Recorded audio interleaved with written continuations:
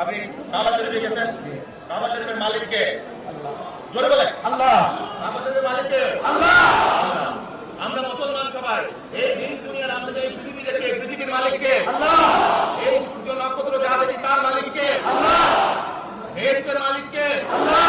দোজখের মালিক কে? আল্লাহ। আপনারা সকলেই সাক্ষী দিলেন দোজখের মালিক আল্লাহ, বেহেশতের মালিক আল্লাহ, এই পৃথিবীর মালিক আল্লাহ, কাবার মালিক আল্লাহ।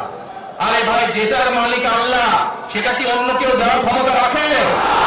রাখে না। তাহলে কি দাঁড়ালো? নির্বাচনের আগে একটি দল এই দিব ওই দিব বলছে, টিকিট দেবো বলছে না? যেটার মালিক মানুষ না, সেইটার কথা যদি সে বলে সে কি করা হচ্ছে না?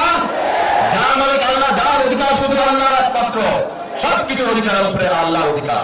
আল্লাহকে রিজিকদাতা হিসাবে মানে, আল্লাহকে পালনকর্তা হিসাবে মানে, আল্লাহকে আসমান জমিনের পরিচালক হিসাবে মানে, কিন্তু আল্লাহকে রাষ্ট্রের পরিচালক, একমাত্র পরিচালক, একমাত্র আইনদাতা, চূড়ান্ত সার্বভৌম শাসনকর্তা হিসাবে আল্লাহকে মানে না। যখনই আপনি এটা বলবেন আপনি জঙ্গি, যখনই আপনি এটা বলবেন তখন আপনি কট্টরপন্থী, যখনই আপনি এটা বলবেন তখনই আপনি নতুন কিছু বলছেন।